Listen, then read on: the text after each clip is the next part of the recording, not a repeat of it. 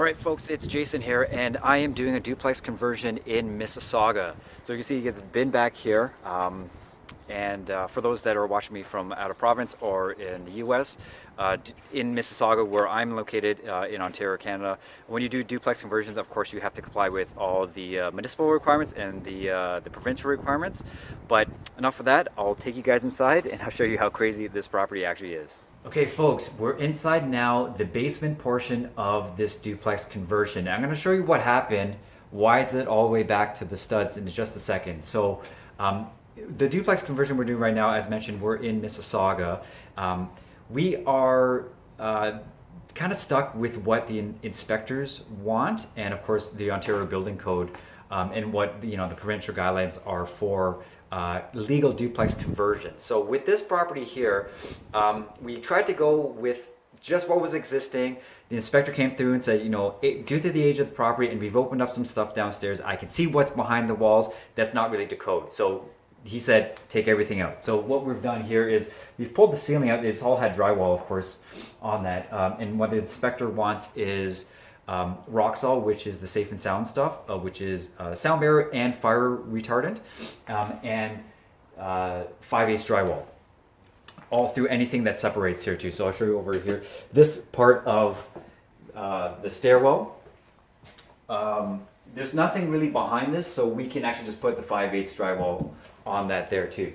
So with here, the foundation, we had to go back because there was no vapor barrier. The insulation was 1990s, 1980s, whenever this was done. So this basement was one of those, give your buddy a case of beer and hey, do my basement apartment, which means that plumbing was all screwed up, electrical was all screwed up. But when we're doing the legal duplex, you spend a little bit of money because they do cost more. Legal duplexes cost more than a regular basement renovation because you have all the extra requirements that the city wants, which is ultimately safer for whoever's living here, safer for the tenant, safer for your insurance premiums, and just it's better overall because you're to code, you're up to standard with all the new technologies and building materials and things like that. But one other good thing about opening things up is that you get to see if you have any future problems or any past problems. So this right here, crack in the foundation. So we have to get that fixed as well. And I wouldn't know that until I opened the wall up. There was a little bit of an indicator on the outside,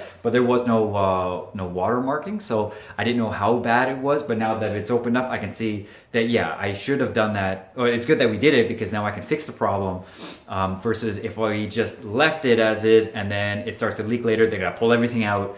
This is better that it's been exposed and we can get to it right away. So another thing that has to be brought up to code in this particular project is the plumbing. So plumbing, well, they mentioned, is like the beer case buddy. So it's all garbage. So this was a laundry line that ran all the way across to the laundry room there. That has to be pulled out because it's right up against the foundation. There's no insulation there. The plumbing down here in the bathroom, that all has to be kind of adjusted. It's not too bad right now, but to make things to code, you gotta have to pull things out too. So that's what happens when you start doing major renovations. You start to run into the problems when you hear that behind the walls type of thing. This is what, like, real life example that's what happens there. All right, another thing that you have to be careful too in when you're doing duplex conversions or just any renovations in general is to make sure the electrical is up to par. So I upgraded this panel a few months ago and I increased the amperage from 100 amps to 125 just to get a little bit more load because I know there's going to be more things plugged in with the tenant with 2 occupants in this property too. So this property has some aluminum wiring into, and that's another topic altogether. That's another video. We'll talk about aluminum wire a little bit later. So it has a bit of a mix. It has aluminum wiring and copper. So yeah, bring your electrician in, make sure everything's up to code. You have all these illegal junction boxes, which basically it's like, I don't know if I can show you. We cut that out, but it was some barrettes with duct tape and not even in a junction box. So you run into stuff like that. Also in this particular property, what we're going to do is we're doing, this is the furnace room here too, so it has to have a fire-rated door. This is going to be closet laundry area here too. You see this old garbage laundry machine there. We're still working on that too. And on this side here, this is going to be like an open space den kind of computer area there too. So Going back with duplex conversions, the main thing that you got to really note about is fire separation. Make sure plumbing electrical is up to par, of course.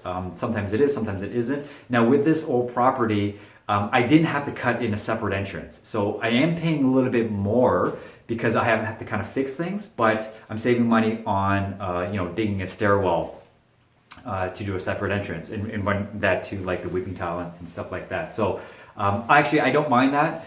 I know some properties, if they're brand new, there's nothing in it, okay, you don't have to pull everything out, but then yeah, you still gotta dig the staircase. It's gonna cost extra, right? If you buy brand new from a builder, you might be able to get him to put in, the stairwell or at least the framing for the door. That's probably up to the new the pre-construction builders, but sometimes, of course, that's gonna cost you, right? So duplex conversions, they do cost a little bit more, and I'll show you guys a little bit later on how this thing progresses. Okay, so that's it. We're at the end of demolition stage. Framing comes next. So if you're interested to see how this project comes along, hit that subscribe button below. Hit the bell so you get the notifications anytime I post a project on how we go with this duplex conversion. Hit the like button so I know that you are interested in this type of content, and please leave a comment below and let me know what other type of content that you are interested in as well. And don't forget to share this video to anybody you know that may be interested in real estate investing, trying to get out of the rat race. I'll definitely try to help you guys out, and wish me luck. I'll see you guys